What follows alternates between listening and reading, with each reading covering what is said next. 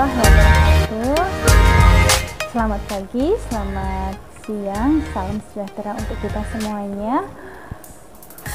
Semoga kita diberkahi oleh Allah Subhanahu wa Ta'ala. Baik anak-anak, ini Bu Ika dalam rangka menjelaskan untuk mob screen penjaringan kesehatan yang diadakan di sekolah kita bersama dengan UKS dan Dinas Kesehatan di Kabupaten Bantul. Kemarin link sudah di-sharekan oleh Bapak Ibu wali kelas masing-masing. Mungkinan ada beberapa hal yang harus dijelaskan di sini, yakni tentang pengisian dari mob screen tersebut. Yang pertama, yang langkah yang dilakukan adalah untuk membuka aplikasi yang telah di-share linknya oleh Bapak Ibu wali kelas masing-masing. Kemudian aturannya atau langkah-langkahnya sudah ada. Ya, pertama langsung diklik saja linknya, kemudian unduh. Kemudian kalau ada tulisan bahwa itu berbahaya, dilanjutkan aja. Insya Allah itu sudah aman untuk HP kita.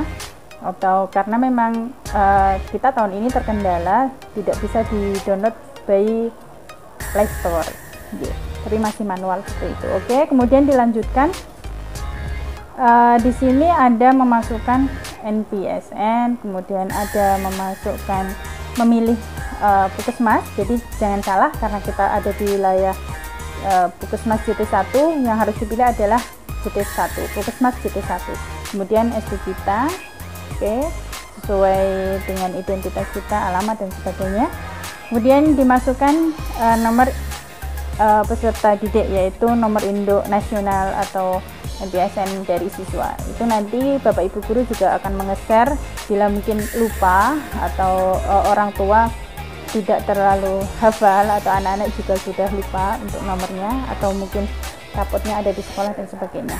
Oke, lanjut saja. Itu setelah diklik akan ada data-data kuesioner yang harus dijawab, dan ini untuk kelas bawah terutama itu butuh sekali pendampingan dari Bapak Ibu wali siswa. Baik anak-anak, kita juga akan mendampingi, yaitu dengan memberikan video tutorial sebagai berikut.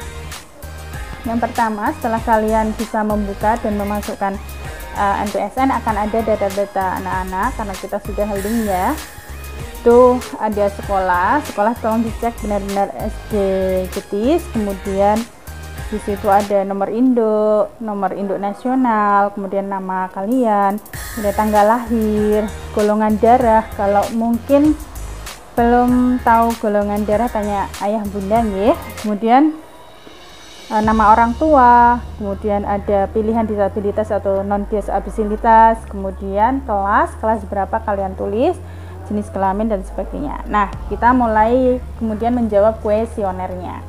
Yang pertama yaitu tentang riwayat kesehatan anak. Di sini ada poin jawabannya adalah tidak dan iya. Jadi kalian bisa mencontreng, nanti misalnya sesuai dengan keadaan kalian itu dijawab iya atau tidak dan sebagainya. Misalnya ya, nomor 1, memiliki masalah kesehatan. Masalah kesehatan itu apa Bu ya? Misalnya alergi, kemudian atau asma dan sebagainya. Itu kalau tidak ya dicontreng tidak ada, sudah selesai. Kemudian beralih ke nomor 2. Ini ada sampai 12 pertanyaan yang kalian jawab untuk poin riwayat kesehatan anak.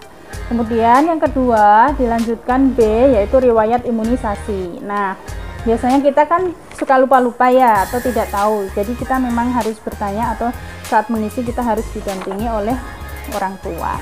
Kemudian ada riwayat imunisasi, apakah memiliki catatan imunisasi. Ini ada 2 pilihan jawaban. Ya, ini tuh jawabannya cuma iya dan tidak. Jadi kalau misalnya tidak ada ya kalian jawab tidak, kalau ada pilih jawaban yang iya. Baik, kemudian kita lanjut yang ke C, riwayat kesehatan keluarga.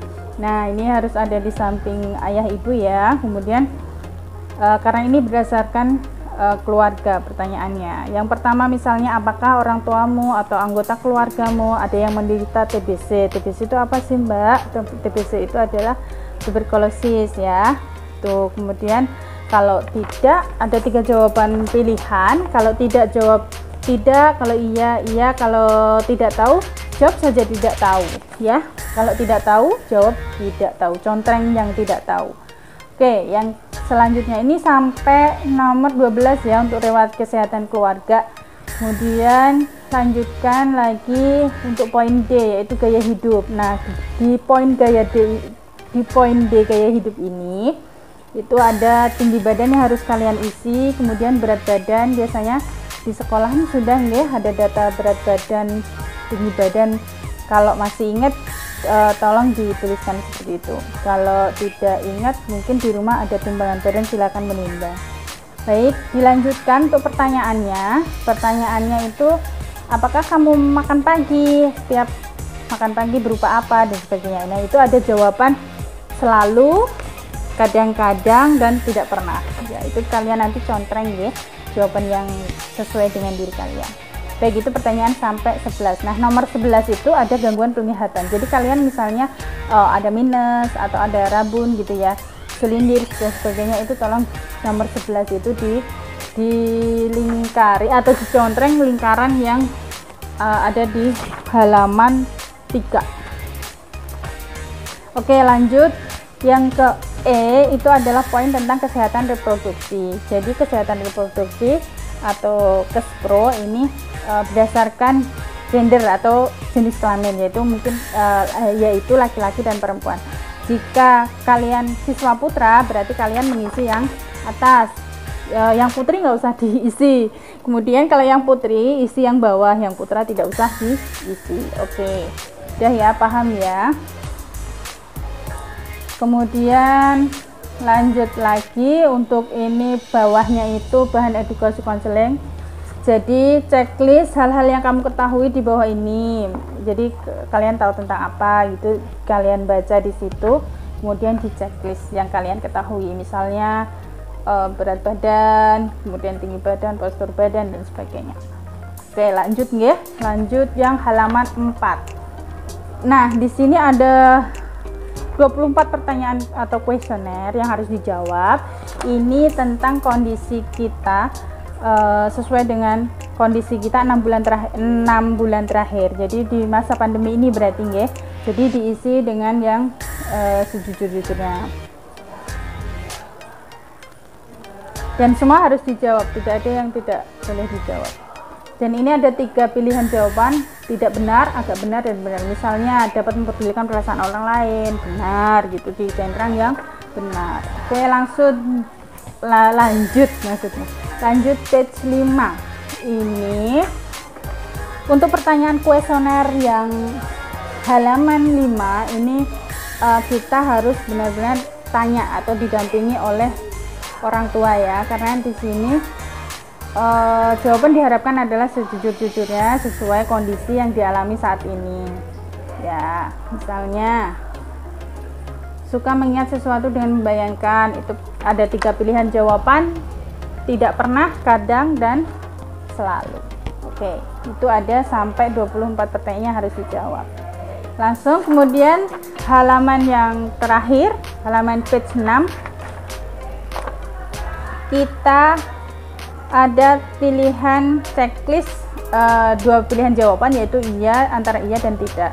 Misalnya suka bergerak dan beraktivitas yang banyak. Nah, itu kalau iya ya iya, tidak tidak. Ini juga harus dijawab dengan sejujur-jujurnya. Baik anak-anak, ini adalah pertanyaan-pertanyaan kuesioner yang ada di mob screen Penjarkes tahun 2021 ini.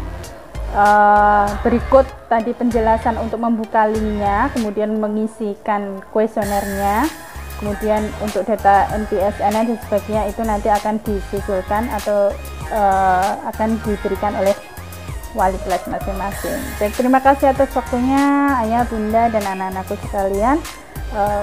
Billahi taufiq wal hidayah. Wassalamualaikum warahmatullahi wabarakatuh. Salam sehat.